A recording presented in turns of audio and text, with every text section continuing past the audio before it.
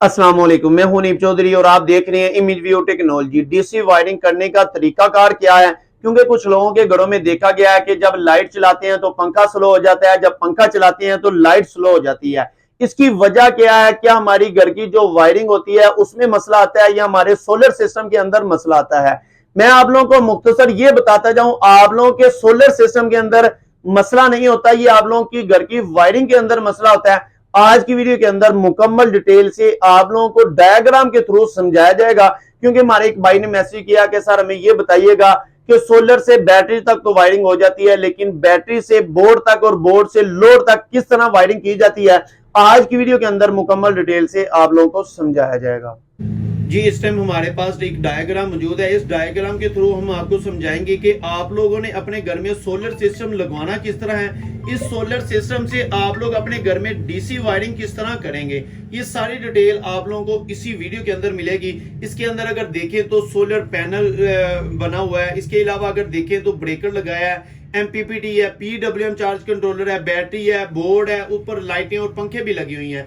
ये सारी चीजें आप लोगों को इसी जगह पर देखने को मिलेगी कि अगर आप लोग अपने घर में समझ लें कि 1000 वाट का सिस्टम भी लगाते हैं तो आप लोग अपने घर में किस तरह इसको वायरिंग कर सकते हैं, किस तरह इसको इंस्टॉल कर सकते हैं। सबसे पहले देखा जाए, ये जो ऊपर दो सोलर पैनल है, तो सोलर पैनल चाहे कोई छोटा भी देख सकते हैं चाहे कोई बड़ा भी देख सकते हैं, लेकिन इस सिस्टम के अंदर हमने एक एमपीपीटी भी लगाया है। तो इस वजह से ये जो बड़े सोलर ये जो सोलर पैनल नजर आ रहा है, ये हम देख लेते हैं कि ये 550 वाट का एक सोलर पैनल है। तो ये दो सोलर पैनल है, समझ लें 1000 वाट का आपका सिस्टम बनने वाला है। एमपीपीटी की वजह से इन दोनों सोलर पैनल को हमने करेंगे, इन दोनों के कनेक्शन सीरीज में। तो सीरीज में करने के लिए आप लोगों को ये पता होना चाहिए कि ये जो सोलर पैनल का जो पॉजिटिव और नेगेटिव, आप ये नेगेटिव है, ये पॉजिटिव है, ये नेगेटिव है, ये पॉजिटिव है। तो इसी वजह से आप लोगों ने क्या करना है, इसका जो पॉजिटिव है वो दूसरे के नेगेटिव के साथ आप लोगों ने मिला देना है। ये आपके है सीरीज कनेक्शन। इस तरह आपके पास आ जाएगा, एक इसका पॉजिटिव आ जाएगा और दूसरा इसके नेगेटिव बाहर आ जाएगा।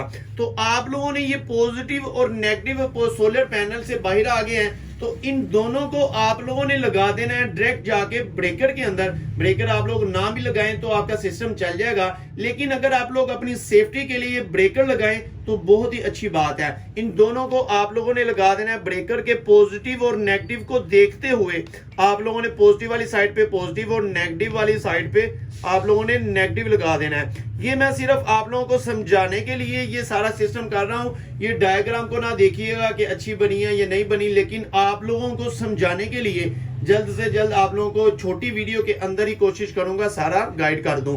इसके बाद ब्रेकर के बाद आप लोगों ने क्या करना है, जो इसके नीचे लगा हुआ है एमपीपीटी, एमपीपीटी के जो सोलर पॉइंट है, ये जो इसके ऊपर तकरीबन 4 पॉइंट होते हैं जो हाइब्रिड एमपीपीटी होता है। एक होता है सोलर का, दूसरा होता है बैटरी का और तीसरा होता है लाइन इन और लाइन आउट का। लेकिन इसके ऊपर मैंने दो इस वजह से बनाया कि हमें इस टाइम जो हाइब्रिड का सिस्टम नहीं चलाना, सिर्फ और सिर्फ मैं आप लोगों को आगे वाली वायरिंग का समझाना चाह रहा हूं। तो इस वजह से आप लोगों ने ब्रेकर के पॉजिटिव और नेगेटिव को भी देखते हुए, सोलर के पॉजिटिव और नेगेटिव को भी देखते हुए इन दोनों की वायरिंग को लगा देना है। और यहां पर मैं आप लोगों को यह भी बताता जाऊं, जो सोलर से आपके एमपीपीटी तक जो वायर यूज होगी, ये वायर होगी आप लोगों की 6 mm की। 6 mm की आप लोगों ने वायर यूज करनी है। इसका फायदा ये होगा कि आप लोगों के लॉसेस नहीं होंगे। आप लोगों को पता है जो सोलर से जनरेशन होती है, अगर आप लोगों की वायर अच्छी ना हुई तो आप लोगों की सोलर से जो जनरेशन होगी वो पूरी एमपीपीटी तक नहीं मिलेगी। एमपीपीटी तक ना मिली तो वो आप लोगों की बैटरी को किस तरह देगा। तो इसके बाद बात कर लेते हैं कि एमपीपीटी और पीडब्ल्यूएम चार्ज कंट्रोलर का कनेक्शन किस तरह किया जाएगा।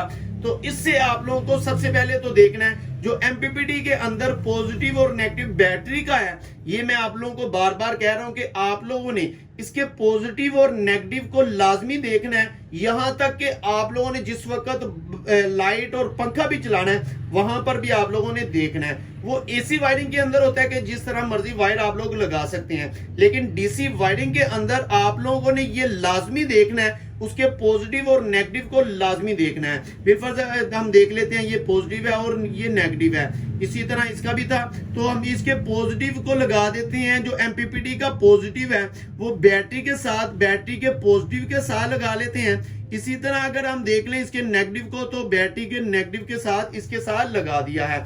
इसी तरह अगर आप लोग देखते हैं कि अब आप लोगों ने इस सिस्टम के, अगर यहां पर मैं आप लोगों को ये भी ऐड करता जाऊं कि आप लोगों को चाहिए कि बैटरी और एमपीपीटी के दरमियान एक ब्रेकर भी लगाना चाहिए। इस ब्रेकर का फायदा आप लोगों को ये होगा, कभी कभार आप लोग अगर कोई भी काम करना चाहें तो आप लोग इन दोनों को कट ऑफ करा के अपना काम इजीली कर सकते हैं। अगर आप लोगों ने ब्रेकर नहीं लगाया तो ब्रेकर ना लगाने की वजह से आप लोगों का एमपीपीटी ऑन रहेगा। जो अल्लाह ना करे बाई चांस कोई मसला मसाइल हो जाए तो आप लोगों ने फिर बैटरी के टर्मिनल को जितनी देर लगानी है उतारने के लिए, उतनी देर आप लोगों का कोई नुकसान भी हो सकता है। तो इसी वजह से अगर आप लोगों का कोई ब्रेकर लगा हुआ है, आप लोग फौरी तौर पे, चाहे घर की कोई लेडीज है या कोई भी है, घर वाले भी उसको इजीली ब्रेकर को बंद कर सकते हैं। इसके बाद बात कर लेते हैं जो इसके साथ हमने लगाना है PWM charge controller. PWM charge controller हमारा लगाने का मकसद क्या है इस सिस्टम के अंदर? हालांकि हम डायरेक्ट बैटरी से भी आउटपुट ले सकते हैं, तो बैटरी के आउटपुट लेने से आप लोगों को नुकसान ये होगा कि आप लोगों की जो बैटरी 2 से 3 4 साल निकलनी थी, वो बैटरी आप लोगों की 1 साल के अंदर ही खत्म हो जाएगी। उसकी वजह यह है कि बैटरी, अगर आप लोगों ने इस सिस्टम के साथ पीडब्ल्यूएम चार्ज कंट्रोलर नहीं लगाया तो ये बैटरी को बिल्कुल डेड करके ही छोड़ेगा। यहां पर आप लोगों को बैकअप तो ज्यादा मिल जाएगा, लाइट और पंखा आप लोगों का थोड़ा सा ज्यादा तो चल जाएगा, लेकिन उस चीज का नुकसान आप लोगों को ये होगा कि बैटरी बिल्कुल जब डेड हो जाएगी तो उस वक्त आप लोगों की बैटरी की लाइफ भी कम हो जाएगी, जिससे आप लोगों की बैटरी जो 4 साल चलनी थी वो 1 से 1.5 साल के अंदर बिल्कुल डेड हो जाएगी, फारग हो जाएगी, आप लोगों को नहीं लगवानी पड़ेगी। बास टाइम तो ऐसा भी देखने को मिला है कि जिस वक्त बैटरी बिल्कुल डेड हो जाती है, सुबह के टाइम वो सोलर से भी चार्ज नहीं होती, फिर उसके साथ कोई हैवी चार्जर लगा के उसको थोड़ी सी चार्ज की जाती है, उसके बाद फिर वो चार्जिंग स्टार्ट हो जाती है। इसके साथ जो बैटरी का आपने लगाना है, इसके साथ जो पीडब्ल्यूएम चार्ज कंट्रोलर है, इसके ऊपर भी सोलर का पॉइंट होता है, लेकिन वो आप लोगों ने यूज नहीं करना, वो आप लोगों का जाया हो जाएगा। तो इसके बाद जो बैटरी का है, उसके अलावा आउटपुट का, ये वो सारे पॉइंट हैं। तो जो बैटरी का पॉजिटिव और नेगेटिव को आपने देखते हुए तो आप लोगों ने उसके साथ लगा देना है, उसके पॉइंट के साथ। तो बैटरी के पॉजिटिव और नेगेटिव को आप लोगों ने उसके पीडब्ल्यूएम चार्ज कंट्रोलर के बैटरी के पॉइंट के साथ लगा देना है।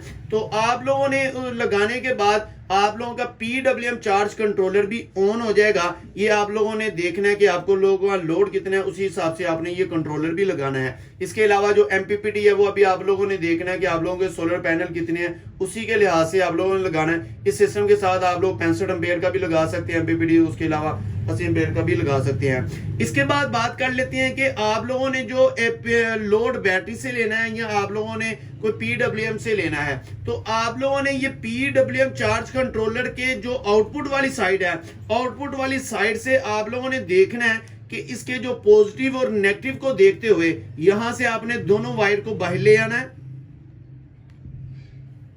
ये समझ लें कि ये आपका पॉजिटिव है और ये आपका नेगेटिव है।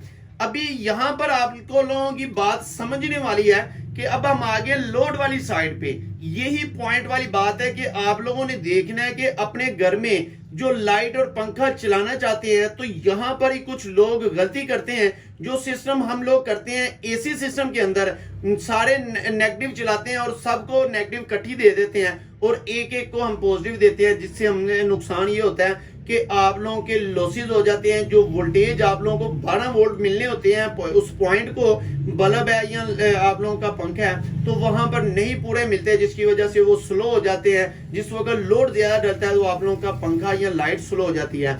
यहाँ पर जो बात समझने वाली है वो ये है कि आप लोगों ने यहाँ से जो पॉजिटिव लेना है वो आप लोगों के बोर्ड की तरफ चला जाएगा। बोर्ड की तरफ आप लोगों ने सारे पॉजिटिव इकट्ठे करने हैं। तो यहां से आप लोगों ने क्या करना है, जितने भी आप लोगों का ये अगर आप लोगों ने लाइट को देना है तो ये पॉजिटिव वाली साइड पे चला जाएगा। इसके अलावा दूसरा पॉइंट आप लोगों का जो है वो यहां से दूसरी लाइट की तरफ चला जाएगा। इसके अलावा जो तीसरा स्विच है उसके साथ आप लोगों ने जो पंखे को देना है वो पंखे को चला जाएगा। इसके अलावा जो चौथा है वो आप लोगों का चला जाएगा, ये भी पंखे की तरफ चला जाएगा। यहां तक तो आप लोगों को बात समझ आ जानी चाहिए कि जो बोर्ड की तरफ से हमारी लाइन निकलेगी ये पॉजिटिव की होनी चाहिए। पॉजिटिव को आप लोगों ने जो जितने भी पॉइंट है आप लोगों के जो लाइट या बल्ब जितने भी चला रहे हैं वहां पर आप लोगों ने ये देखना है जितने भी पॉजिटिव निशान है वहां पर आप लोगों ने ये पॉजिटिव की वायर वहां पर लगा देनी है। पॉजिटिव और नेगेटिव को देखते हुए वायर को आपने लगाना है। इसके बाद बात कर लेते हैं जो नेगेटिव वायर है वो किस तरह लगानी है कि हम एक से दूसरी वायर के साथ लगा सकते हैं। यहां पर भी मैं आप लोगों को ये बताता जाऊं, जो PWM चार्ज कंट्रोलर से वायर है यहां से आप लोगों ने हर वायर को अलग अलग ही लगाना है, क्योंकि इस अलग अलग लगाने का आप लोगों को फायदा ये होगा कि आप लोगों के वोल्टेज पूरे रहेंगे।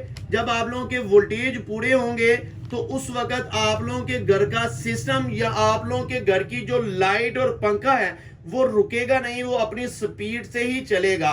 तो इसी वजह से आप लोगों ने ये चीज पॉजिटिव और नेगेटिव को देखते हुए अपनी वायरिंग को कंप्लीट करना है। और यहां पर मैं आप लोगों को ये भी बताता जाऊं, जो वायर आप लोगों ने यहां पर 6 mm की यूज की थी जो सोलर से बैटरी तक थी, तो अभी जो आउटपुट पे वायरिंग आप लोगों ने यूज करनी है वहां पर आप लोगों ने पंखों के लिए जो यूज करनी है वो कोशिश करनी है आप लोगों ने 4 mm की लगा लें। इससे नीचे 2.5-3 mm की भी चल जाएगी, लेकिन अगर आप लोग 4 mm की वायर लगाते हैं जो कि 2 कोर वायर होती है वो भी आप यूज कर सकते हैं, तो वो लगा लेंगे तो आप लोगों के पंखे की स्पीड वो कम नहीं होगी।